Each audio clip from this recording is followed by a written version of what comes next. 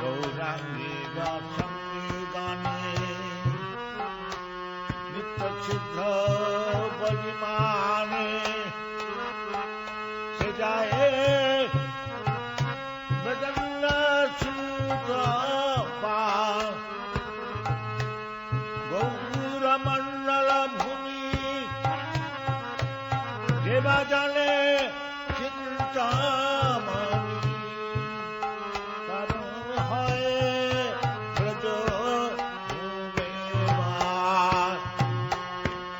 গৌরমণ্ডল ভূমি দেবা জানে চিন্তামণি কারণ হয় ব্রজ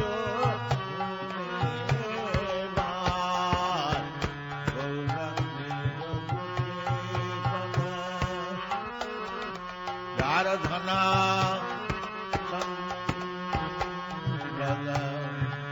গৌরাঙ্গী রঘুপতি পানা যার ধনা জানে ভগবতী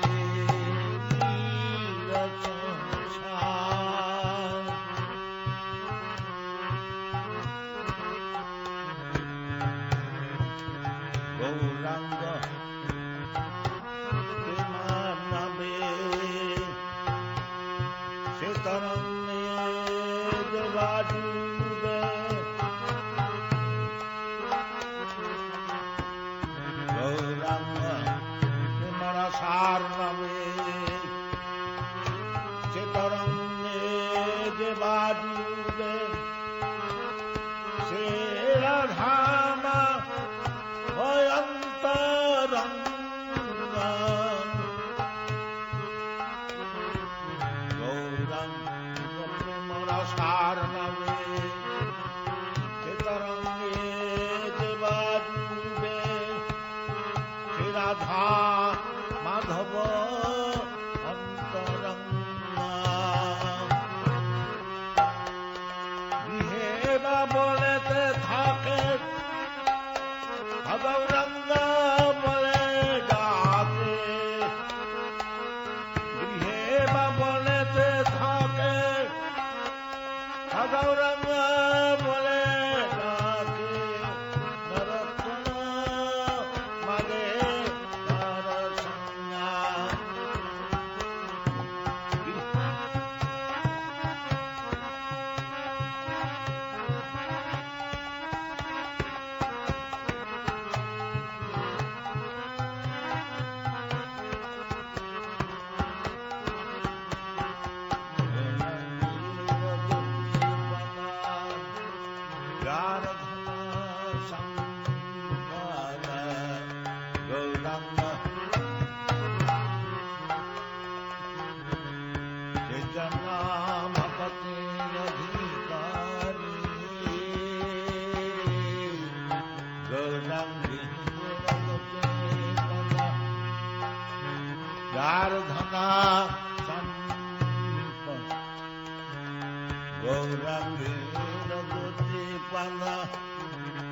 গৌরাঙ্গীর মধুর লীলা যার কর্ণে প্রবেশ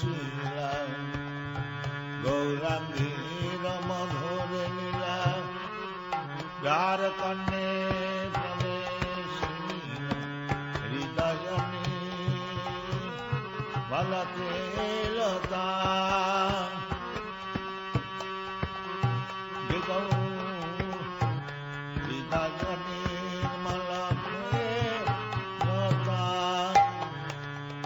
গৌরাঙ্গের নাম রায় তার হয় প্রেম গায় যে গৌরাঙ্গের নাম রায় তার হয় প্রেম গায় তারে মুই বলিহারি যাই তারে মই বলিহারি যাই গৌরাঙ্গ গুণেতে ছুড়ে নিত্য নিরতরে গৌরাঙ্গ গুণতে ঘুরে নিত্য নিরতরে সে জয় ব্রজেন্দ্র সুত পা সে জয় ব্রজেন্দ্র সুত পা গৌরাঙ্গী দুঃখীপনা সারধনা সম্পদ গৌরাঙ্গী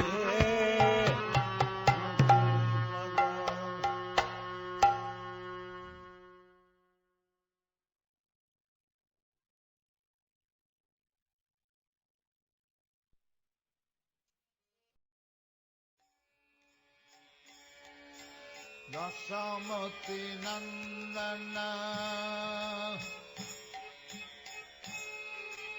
ব্রজবর নাগর গোকুল রঞ্জন কান যমতি নন্দন ব্রজবর নাগর গোকুল রঞ্জন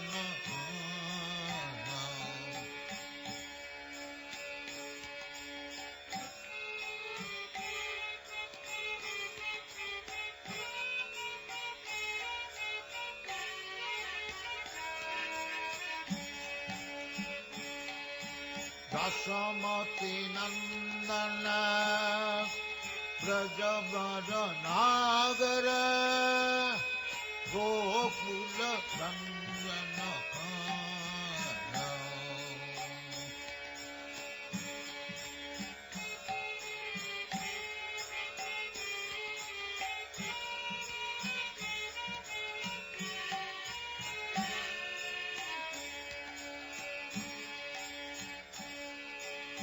গোপী পরাণ ধন মদন মনোহর কালিয় দমন বিধান গোপী পরাণ ধন মদন মনোহর কালিয় দমন বিধান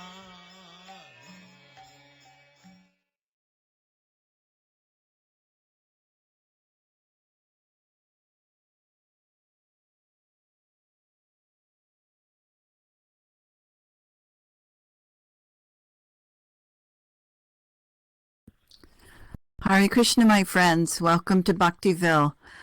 We're streaming live tonight from our Panchatattva temple here in Bhaktiville.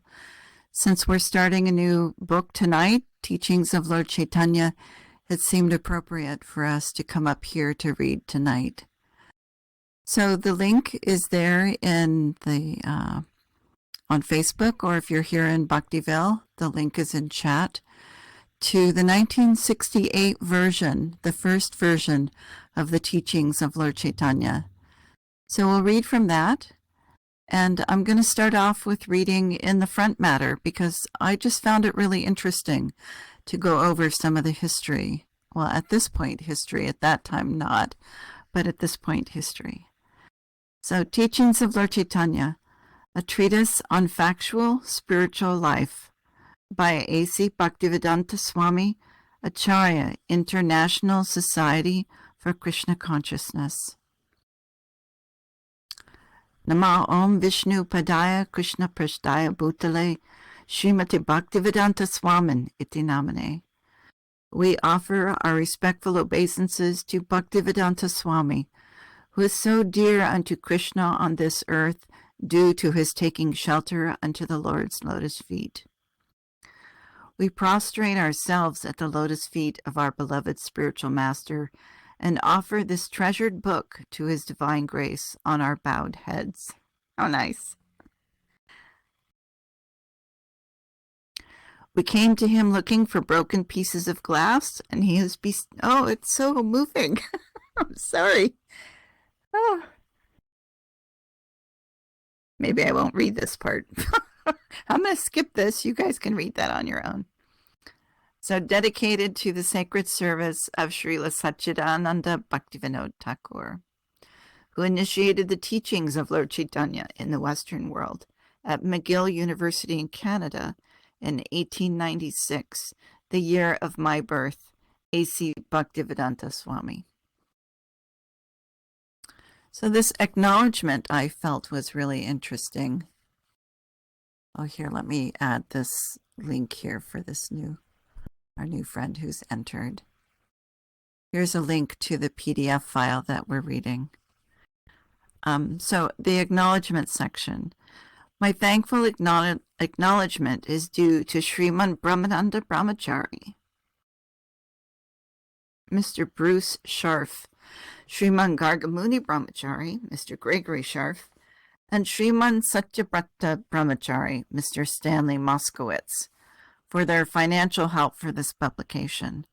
And I beg to thank Sriman Roy Ram Brahmachari, Mr. Raymond Marai, Sriman Satsvarup Brahmachari, Mr. Stephen Guarino, and Sriman Madhusudan Brahmachari, Mr. Michael Blumert, for editing and typing the manuscript, and Sriman Gaur Sundar Das Adhikari, Mr. Gary McElroy, and his good wife, Srimati Govinda Dasi, Mrs. Bonnie McElroy, who are always engaged to see my personal comforts, and I am so much obliged to them for their drawing all the nice pictures contained in this great publication.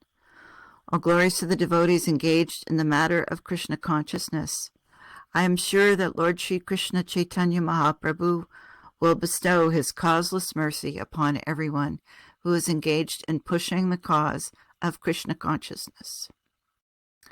So what I thought was interesting in this acknowledgments is that a lot of these people are still around.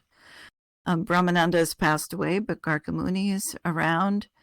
Satsvarup is around. Madhus is around.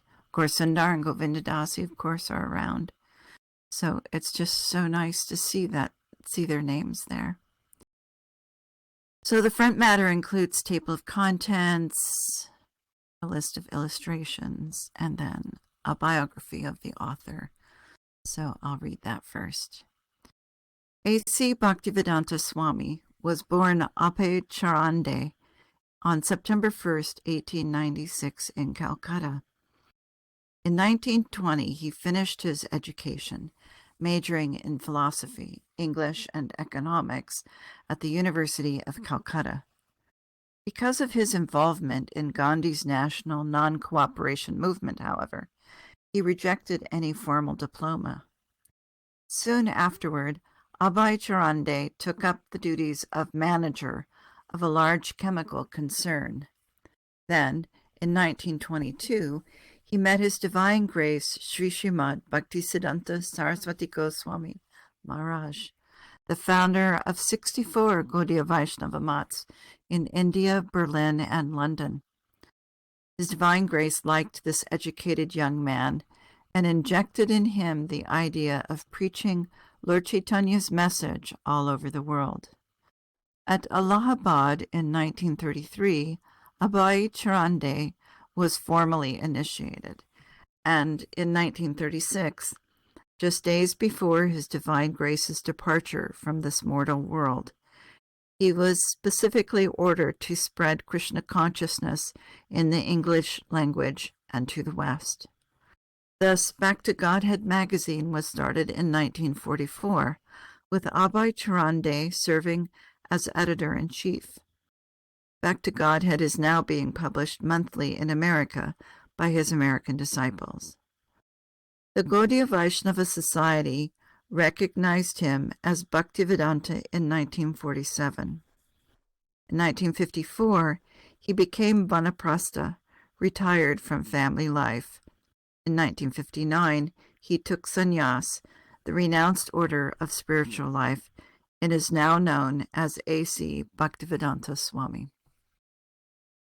In September 1965, at the advanced age of 70, A.C. Bhaktivedanta Swami arrived in New York City to fulfill his master's sacred mission. Immediately, young Americans were attracted to him, and in July 1966, the International Society for Krishna Consciousness was formally incorporated. A.C. Bhaktivedanta Swami is the author of the remarkable Bhagavad Gita as it is, published in 1968 by the Macmillan Company. Presently, he is working on his masterpiece, a projected 60-volume work of translation and elaborate commentary of the Srimad Bhagavatam, 3 volumes of which have already been published. He has also recorded a unique 33 1/3 RPM record album of the mystical mantra Hare Krishna, entitled Krishna Consciousness, which has met with extraordinary popularity in India and America. Preface. There is no difference between the teachings of Lorcitanya presented here and the teachings of Lord Krishna in the Bhagavad Gita. The teaching of Lorcitanya is a practical demonstration of the teaching of Lord Krishna. In the Bhagavad Gita, the last word of the Lord is that everyone should surrender unto him, Lord Krishna, and that he will take immediate charge of such a surrendered soul. The Lord, the Supreme Personality of Godhead, is already in charge of the maintenance of this creation by his plenary expansion as Shirodakshai Vishnu. But such maintenance by the Lord is not specific. When, therefore, the Lord takes charge, it means that he takes particular charge of a pure devotee. A pure devotee is a soul ever surrendered to the Lord, like a child to his parents or an animal to its master. This surrendering process is manifested in 6 different stages, namely, 1. To accept things favorable for discharging devotional service. 2. To reject things unfavorable for discharging devotional service. 3. To believe firmly that the Lord will protect his devotee always. 4. To feel exclusively dependent on the mercy of the Lord. 5. To have no separate interest besides the interest of the Lord. And 6. Always to feel oneself meek and humble. Therefore, Lord Krishna demanded that one should surrender unto him through the above-mentioned 6 phases of the surrendering process. But the less intelligent class of men and so-called scholars of the world misunderstood these demands of the Lord, and thus misguided the general mass of people to reject them. In the Bhagavad Gita, at the end of the 9th chapter, the Lord directly orders one to always think of him, become his devotee, worship him only, offer obeisances unto him only, and by doing so, one is sure to come to him in his transcendental abode. But so-called scholarly demons misguide the mass of people, directing them not to surrender like that to the personality of Godhead, but rather to the impersonal, non-manifested, eternal, unborn truth. The Mayavadi, impersonalists, philosophers do not accept that the last word in the matter of understanding the absolute truth is the Supreme Personality of Godhead. If one desires to understand the sun as he is, one faces first of all the sunshine, and then the sun globe, and at last, if one is able to enter into that globe, there is the possibility of seeing face to face the predominating deity of the sun. The Mayavadi philosophers, due to a poor fund of knowledge, cannot go beyond the Brahman effulgence, which is like the sunshine. The Upanishads confirm that one has to penetrate the dazzling effulgence of Brahman, and then one can see the real face of the personality of Godhead. Lord Caitanya therefore teaches us directly that one has to worship Lord Krishna, who appeared as the foster child of the king of Braj. He also recommends that the place known as Vrindavan is as good as Lord Krishna, because Lord Krishna, being the absolute truth, the personality of Godhead, there is no difference between his name, quality, form, pastimes, entourage, and paraphernalia. Lord Caitanya also recommended that the mode of worshiping the Lord in the highest perfectional stage is the method of worship conceived by the damsels of Braj. The damsels of Braj, the gopis, simply loved Krishna without any motive for material or spiritual gain.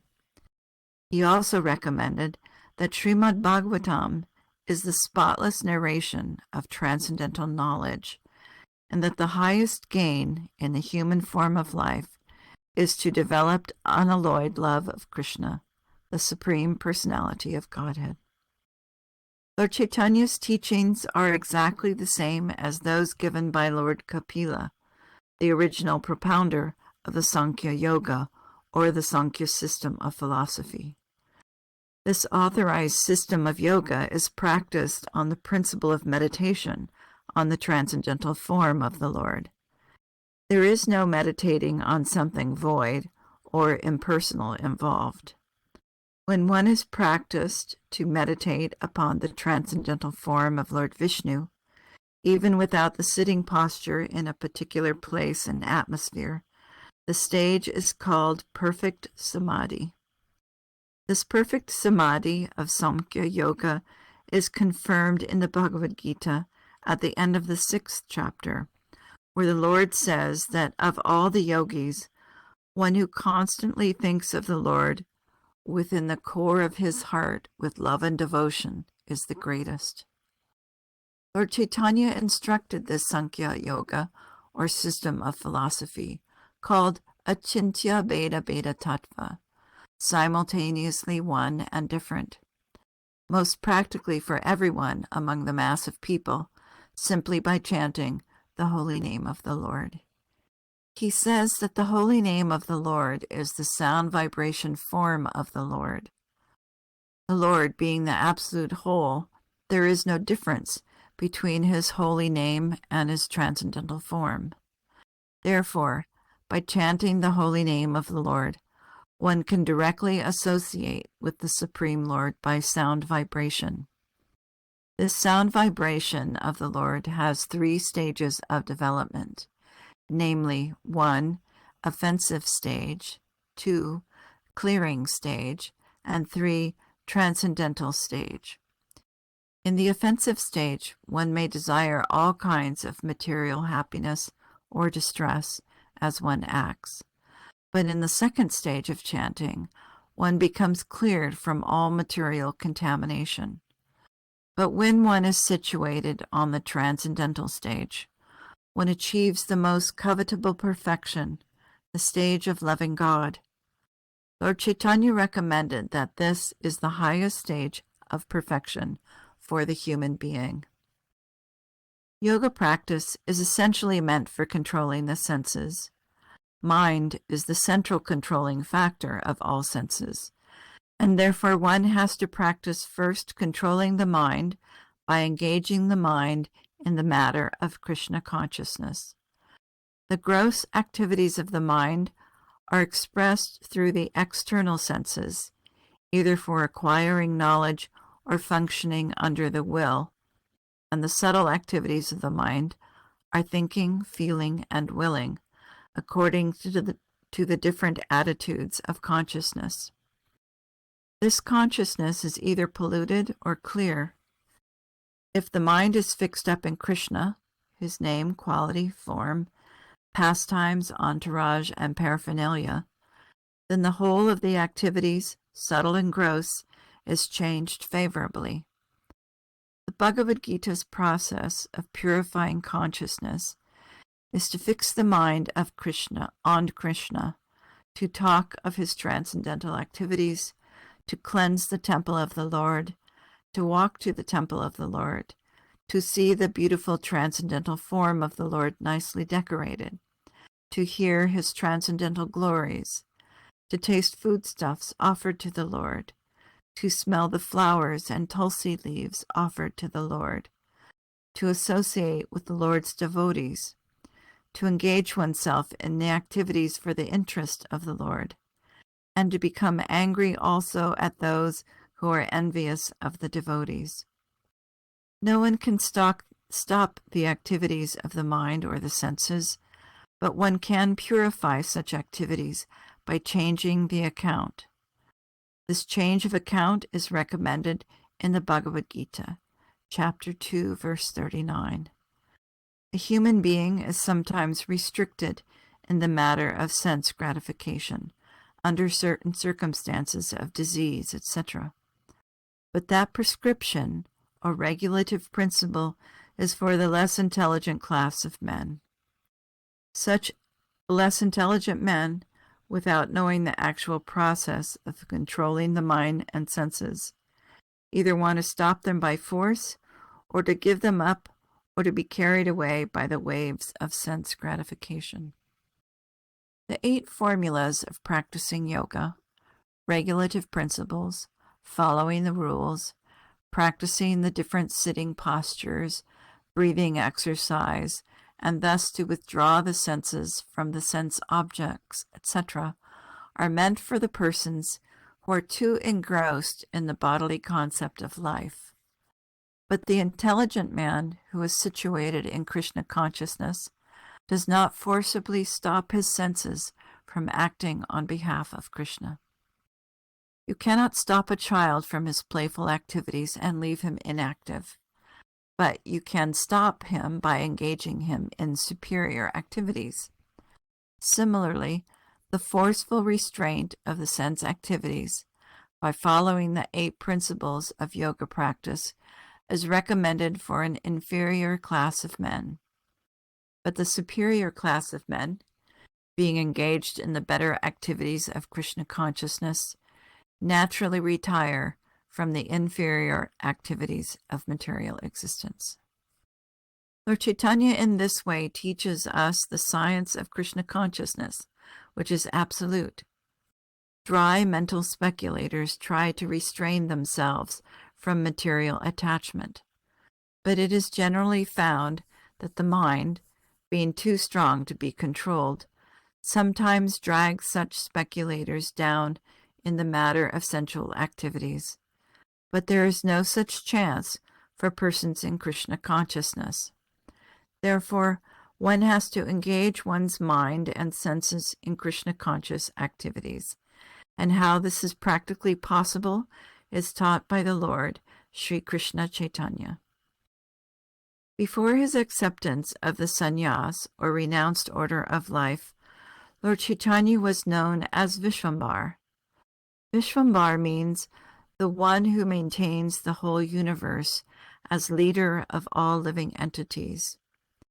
The very same maintainer and leader of all living entities appeared as Lord Sri Krishna Chaitanya to give us the sublime teachings of life, and was the ideal teacher of the prime necessities of life. He is the most munificent giver of the love of Krishna. He is the complete reservoir of all mercies and auspiciousness. Although he is the Supreme Personality of Godhead, Krishna, as is confirmed in the Srimad Bhagavatam, Bhagavad Gita, Mahabharata, and Upanishads, he appeared as worshipable by everyone in this age of disagreement. Everyone can join in his Sankirtan movement without any previous qualification, and everyone can become the most perfect human being by following his teachings. If anyone is fortunate enough to be attracted by all his features of manifestation, one is sure to be successful in the mission of one's life. In one word, those who are interested in being situated in spiritual existence can get easily relieved from the clutches of Maya by the grace of Lord Chaitanya, now presented in the book form of Teachings of Lord Chaitanya, non-different from the Lord. The conditioned soul, being engrossed in the material body, increases the pages of history of all kinds of material activities.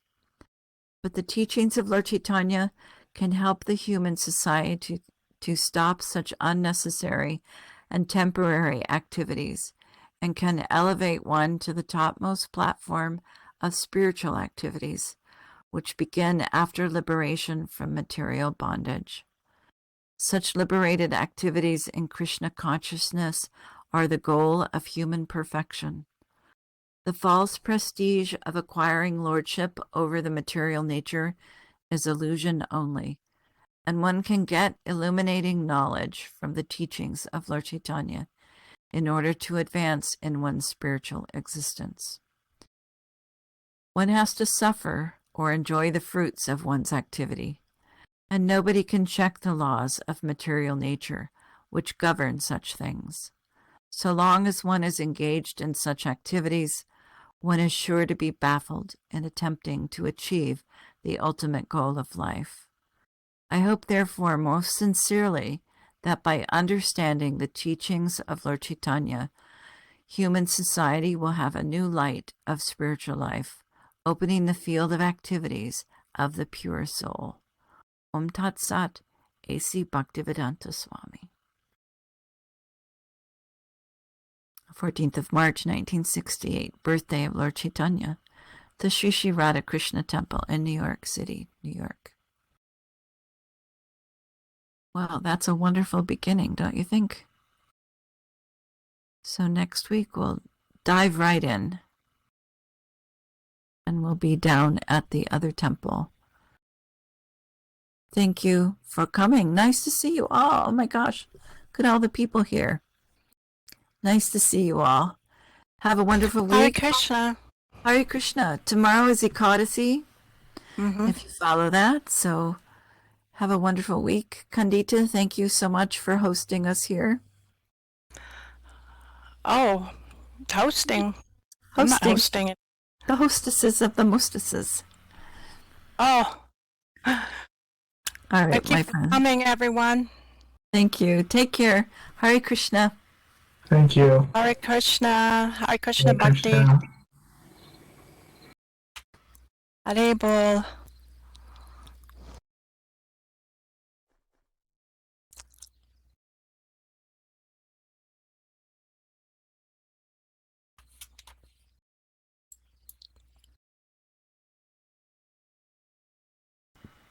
Hare Krishna. I have my tags turned off. I couldn't see everybody's name. Ocean, I haven't seen you forever. And Shell, nice to see you. Anna, boy, such a nice group. Thank you all for coming. I know. Well, maybe does anyone have any questions? Sure. Kandita will answer all your questions. No. You're the speaker. If you have questions, of course, we would love to try and answer them. Well, I just wanted to ask, let's say someone who's brand new and there's no temple nearby, what could they do would be a start in their path in Krishna consciousness? What would they, how would they start off?